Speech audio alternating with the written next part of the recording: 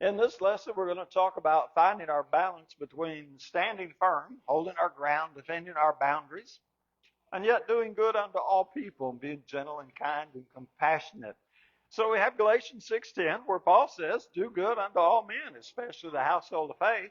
But we also have Paul saying, fight the good fight of faith. And so the question becomes, is Paul contradicting himself? Then we have Jude 3, where he said, contend earnestly for the faith. So all of these are scripture, all from the same book, interestingly enough, all from the Bible, of course. So how do we stand firm in our faith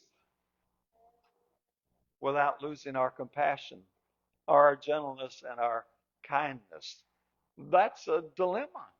That's a lot of people really, really struggle with that one, how to disagree in an agreeable manner. So let's go and see what we can figure out here. So he says, this is the good side, we'll call it. Do good to all people, Galatians 6:10. So we always want to show kindness and respect to the people we're talking to, even when they have different ideas than what we have, because that's the way life works. You know, it's kind of sad that on Facebook and a lot of social media, people forget that. People think since there's this, I don't know what to call the space between them, screens, I guess we'll say, they can be ugly on Facebook. No, you can't. That's not Christian. So Jesus, when he went about doing all the things that he did, and he had to deal with the Pharisees and other false doctrines, I don't recall him ever being rude or hateful or arrogant. Now, we know he had the backbone. He knew how to stand up, but I wouldn't put it in these negative ways whatsoever. And we'll talk about having the backbone in just a moment. So when Jesus came across Zacchaeus, now most folks wouldn't have touched Zacchaeus with a 10-foot pole. They wouldn't have gotten near him. All they wanted to do is harass, ridicule, mock, make fun of him. And Jesus says, come down from that tree because I'm going to your house today. Now, how does that make you feel? Think about that for a second. How do you think Zacchaeus felt? I think he probably felt like, are you kidding me? Nobody ever treats me nice. You're treating me nice? I think it just probably rattled his cage in a really good way. Or how about everyday life? You know, how are we going to make this Zacchaeus thing look? How can we be disagreeable in agreeable manner? And incidentally, I do believe this is an art that our modern society has absolutely lost. I think if you go back a generation or two, they had a better ability to talk across the fences, so to speak, without getting ugly and hateful and mean-spirited about it. And nowadays, people, they're like, I'm right, you're wrong, shut up. No, there's something to learn from everybody. Even if they're wrong, I think you can still learn some stuff that will help you in your moving forward. So what I would suggest to you is use disagreement as an opportunity. Now, here's the trick, in my opinion, is you need to learn to ask the right questions. So there are questions that you can ask that are mean-spirited, and they're meant to set the other person up for a fall, and you're just trying to manipulate it like a chess game so you can finally get to the end and go, ha, checkmate, gotcha. Okay, that's not going to work. Don't do that. I mean, you're going to ask questions, but ask questions to explore. Ask questions to figure out where you come from? How did you arrive at that? What was your path to the position you're in now? I want to understand what you're thinking and how you got to where you are. Because in that, depending on the subject, you may learn something you didn't understand before, or you may see the fatal flaw in their reasoning and be able to point it out. But once it becomes a shoving match, it's over. A man convinced against his will is of the same opinion still. I love that little saying. And so when it starts becoming a shoving match, it's done. Ain't nobody going to change anything because they've already planted their feet and they're determined they're right, even if they're wrong. But I can't be wrong because I know I'm right and I know you're wrong. And all reasoning's gone out. Now, if you can keep it at what I would call more of a scientific research project without getting all up in your feelings and going, okay, this is a different idea than I've heard before. Let's explore that. And if you can keep that idea of exploration, now you can probably go somewhere. Not in every case, but I think your odds are much better there. So we want to do good unto all people. Then Paul would say in 2 Timothy 2:24 that the Lord's bondservant must not be quarrelsome, but kind to all, able to teach, patient when wrong, with gentleness correcting. And then the verse goes on from there. I'll let you read it later. So this is easier said than done, because one of the first things that happens in so many cases is ego hops up. Oh, he or she thinks I'm wrong. And ego jumps right in the middle of it and says, I'm going to show them I'm not wrong. Now, wait a minute.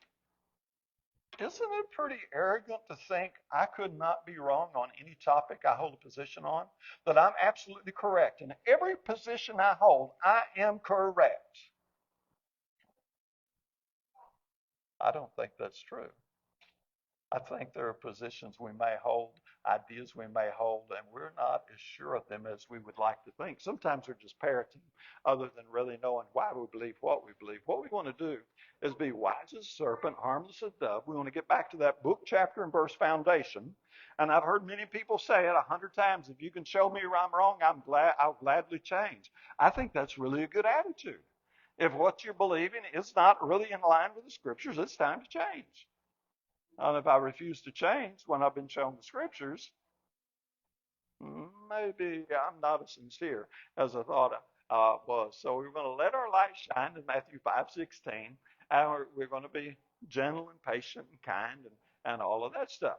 But now, on the flip side, we don't go with the flow. We were told to fight the good fight. We were told to contend earnestly for the faith. I mean, this is all the same Bible. All of this is New Testament so far. So we have to defend our boundaries, right?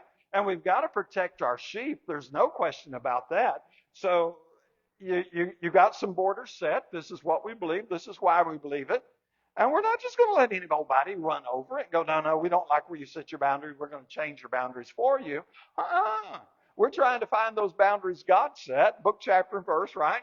And once we think we've got them, we're going to hang on to them really tight till you show me some really good stuff to the contrary. So what I'm going to do here now is I'm going to make a distinction. I hope this will help you in maintaining a good communicative style.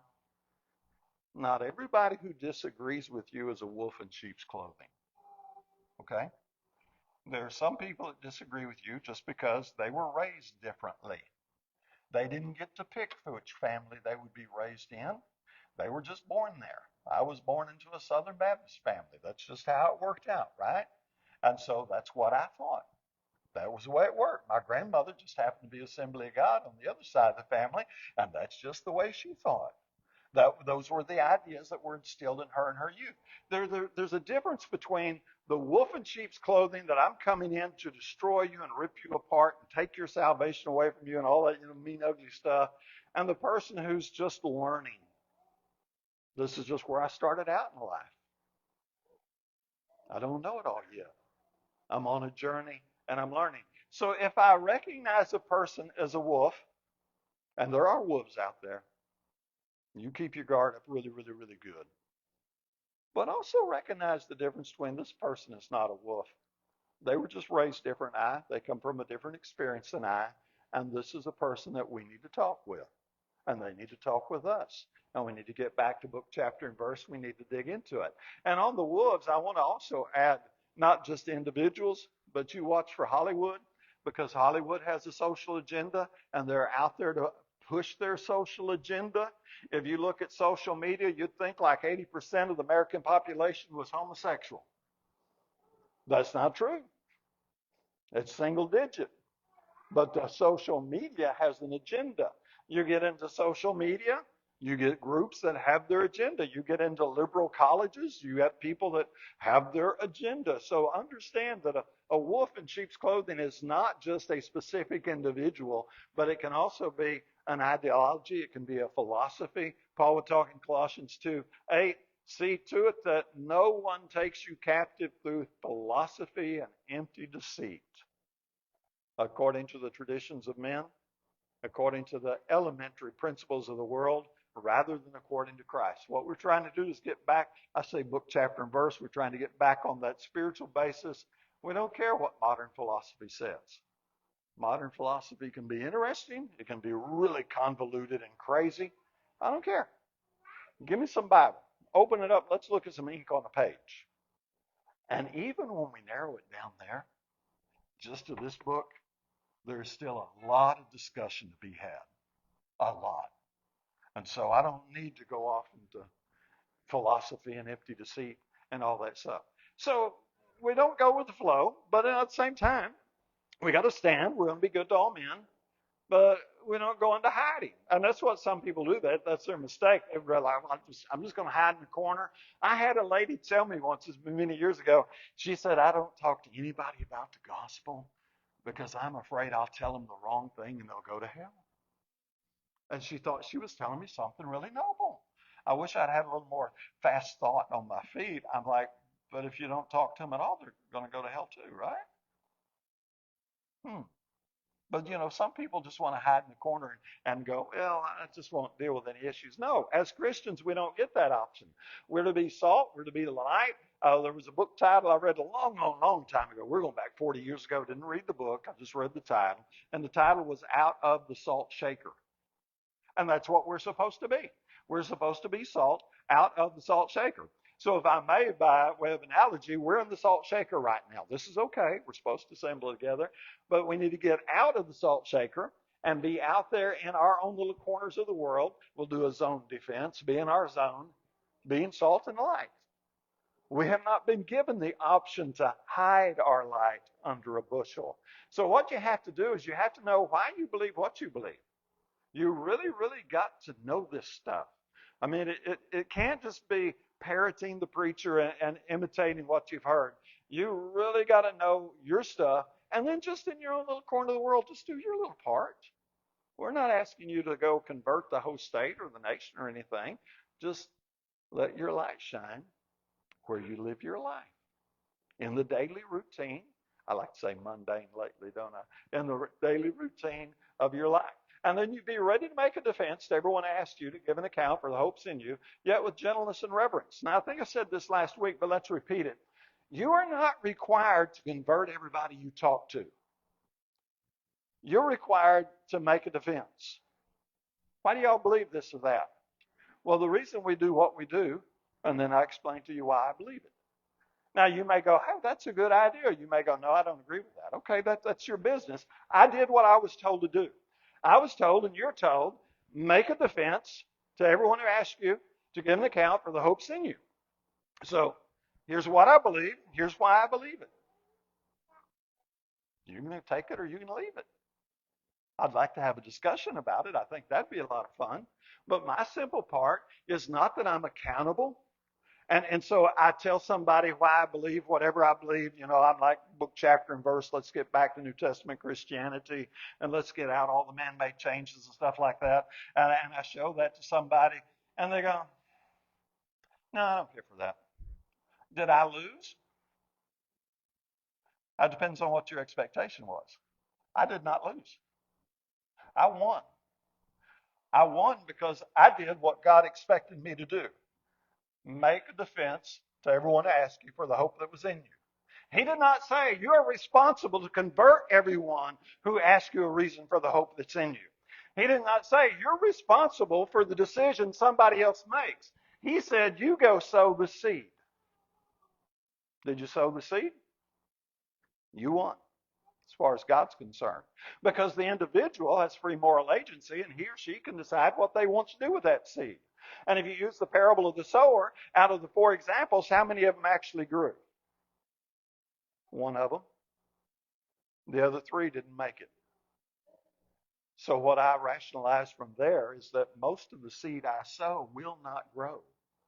Most of the seed I sow is going to fall on soil that just can't do it. But I don't count myself a loser. I did my part. I sowed the seed. I gave an answer for the hope that was in me. And now I'm a winner. But see, we get mixed up there. And so if I think I'm losing, and we hate to lose, don't we? Then it's going to get even worse because I think I'm losing. I'm going to push a little harder. And I think I'm losing. I'm going to shout a little louder. I think I'm losing. I'm going to get a little bit more intense because I just know because I'm a guy and we just like to hit it harder and harder. I just know if I bang on you hard enough, eventually you'll give in. No, that's not what we want. We don't want to beat someone into submission. We want to win them over so that they fall in love with God with all their heart, with all their soul. So the goal is not to beat people down. The goal is to give them an answer for the hope that's in you. Give that answer. What they do with it's their business. So I hope to win them over. Absolutely, I hope to win them over. I hope we get to the end of our discussion, whether it's just 10 minutes or it's 3 or 4 days or weeks, and finally we go, hey, I get it. Yeah, I like that idea. That feels good too. But let me back you up because I know what we're thinking. Okay, now I really won. No, you won when you did 1 Peter 3:15. That's when you won. You won when you did Matthew, or so let me use Mark 16, 15, and 16. Go in the world, preach the gospel to every creature. That's when you won. That's the part you did. Now, whether they want to believe and be baptized, that's their choice. But if we keep thinking, I got to convert everybody, then we just made our Savior quite the loser. Did Jesus convert everybody? Nope. Are you going to call Jesus a loser? I'm not. And if you're not going to call Jesus a loser for someone rejecting his message, why would you call yourself a loser for someone rejecting the same message Jesus got rejected?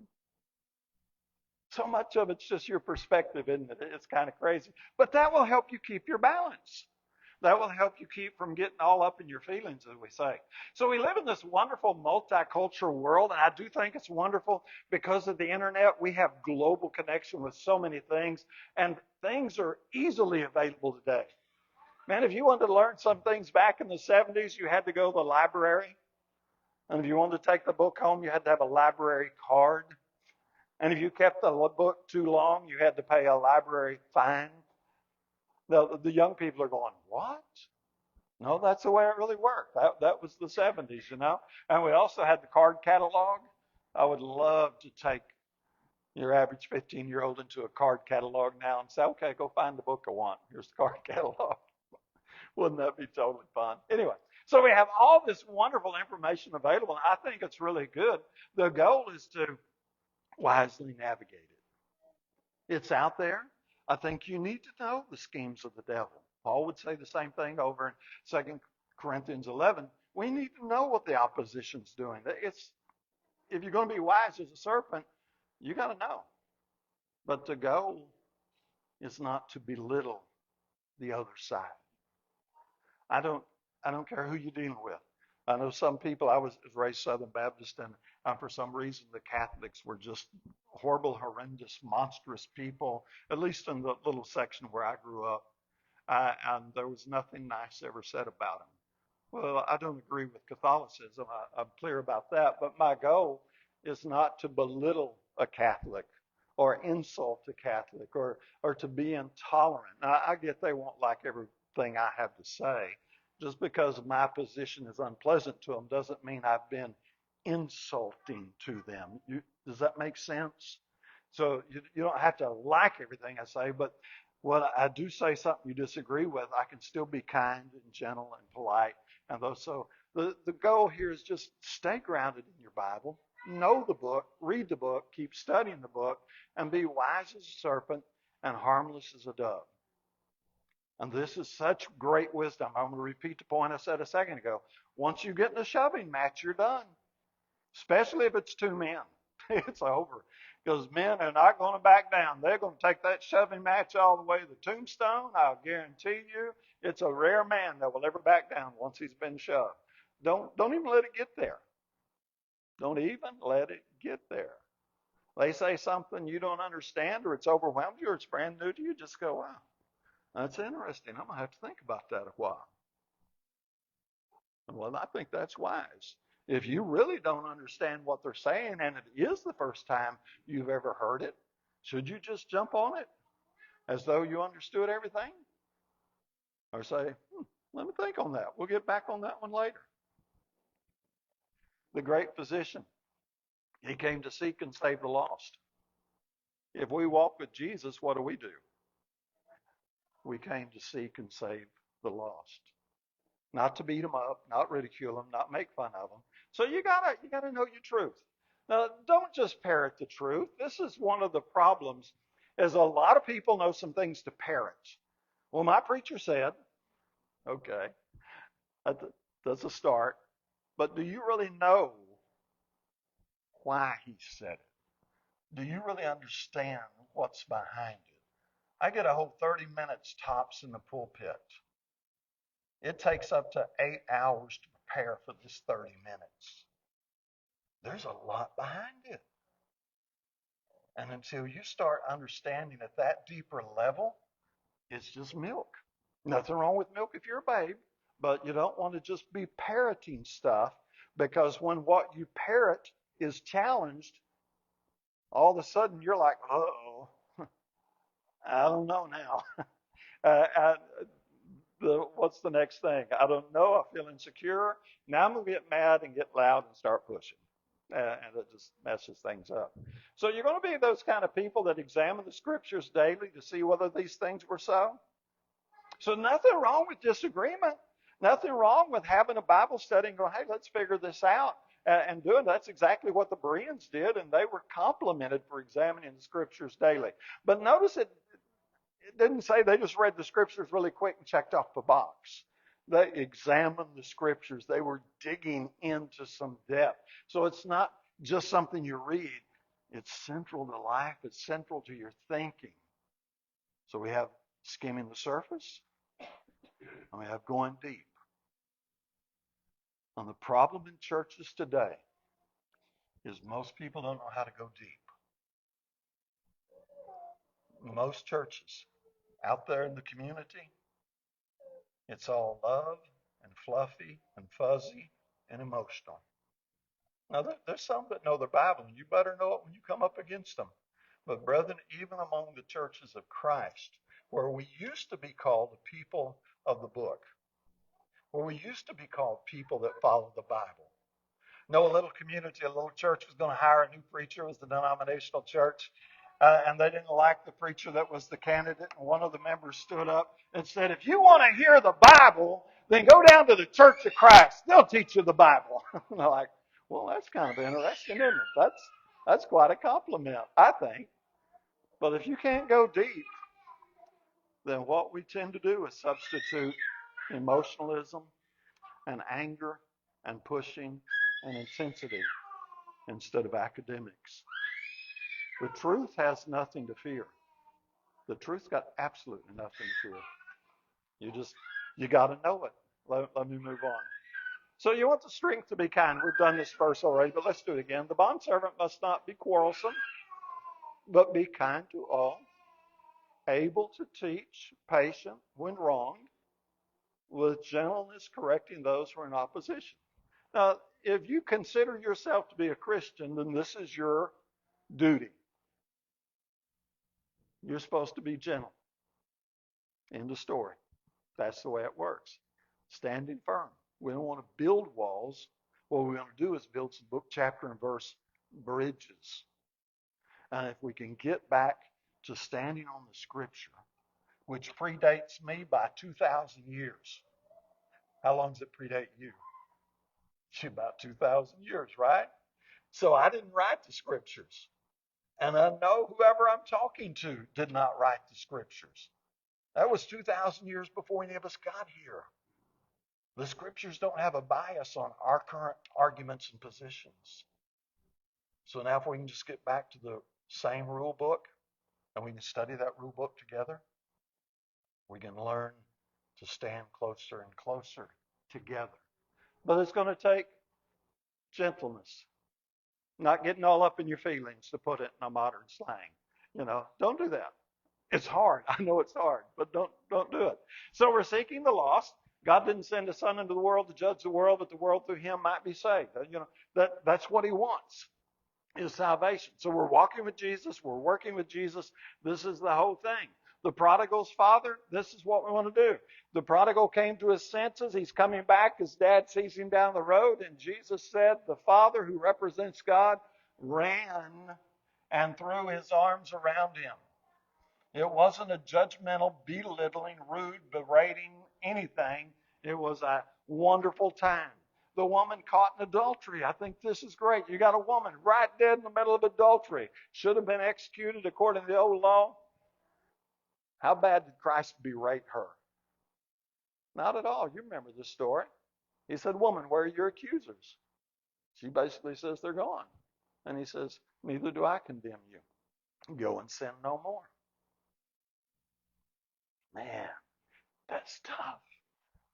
Because the thing that would be so common among people today would be a 30-minute lecture if you were lucky, and it would climb her tree up one side and down the other and rip the bark off as they went. And all Jesus said is, "Go and sin no more." There's our role model. There's our example. Now, there is a time for rebuke. You really, really got to keep that in mind. That it's not a cookie cutter thing. In Titus 1:13, Paul told Titus to rebuke them sharply. Even rebukes, though, need to come across with, you remember how you used to do it when mama, you look back. Now, you don't do this at the time. You did this looking way back. You got the spanking, and you didn't like mama when she gave you the spanking or when daddy gave you the spanking. But many, many, many years later, you go, I deserved every one of them I got. And now I realize mama was just trying to make me grow up to be a man or woman that would be responsible, able to stand on my own 2 feet. Now, that's rebuke. Rebuke has that kind of love behind it. We're just trying to get people on their feet. And there are a few people that just need a sharper tone. But sharper tone doesn't mean we give up kindness and gentleness. That's all the fruit of the Spirit. There are some people that think, if you say something I don't like to hear, you just violated the Scripture. Well, if that's the case, then we better quit talking. Because every sermon and every Bible discussion, we're going to say something somebody else doesn't want to hear or they don't agree with, and they're going to think we're wrong. If that makes us rude and intolerant and mean-spirited, then we can't even talk. But yet we've been sent to talk. Go into all the world and preach the gospel to every creature.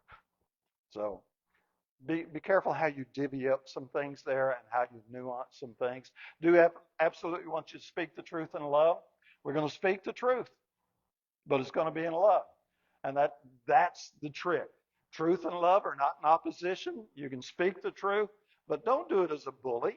That's the way some people do it. Well, I'm supposed to tell the truth. I think you're ugly. No, don't do that.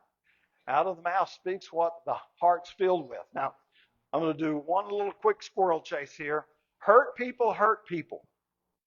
If you cannot talk about the Bible without hurting someone else, and I'm talking about being mean-spirited, you're the problem. You've got issues you have not unpacked. You've got issues you haven't worked through.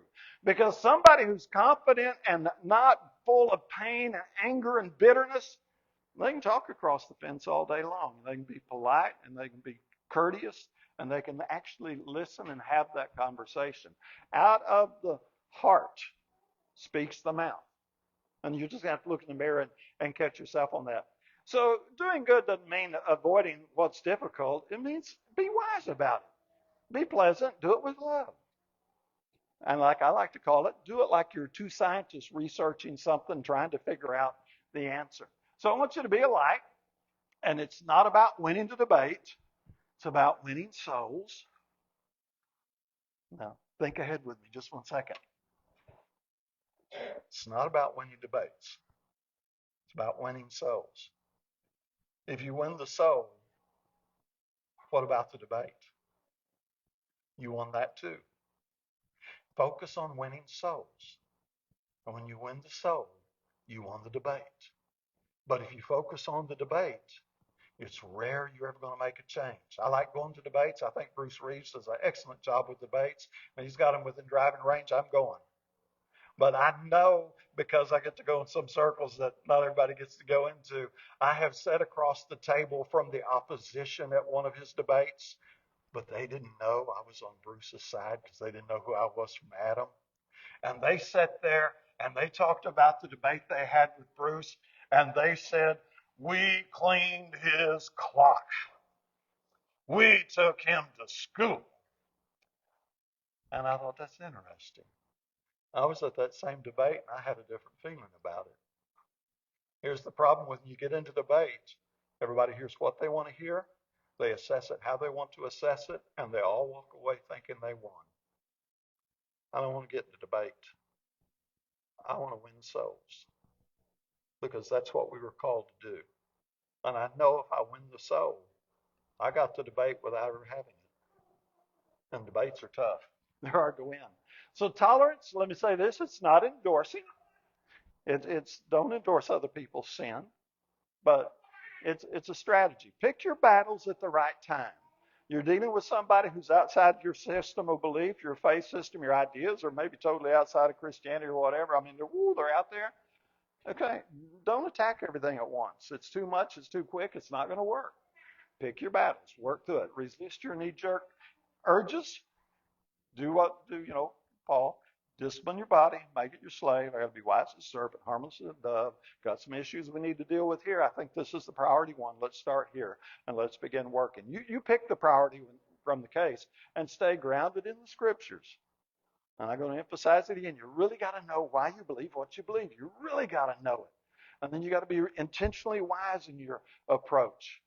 And then you got to have a life that kind of backs it up. So this happens. This is so funny. So, the guys are out on the line in the factory and they're talking like guys talk. I will not insult you and try to mimic it. And then it's break time and they head to the break room and they sit down and they try to have a religious discussion. Come on.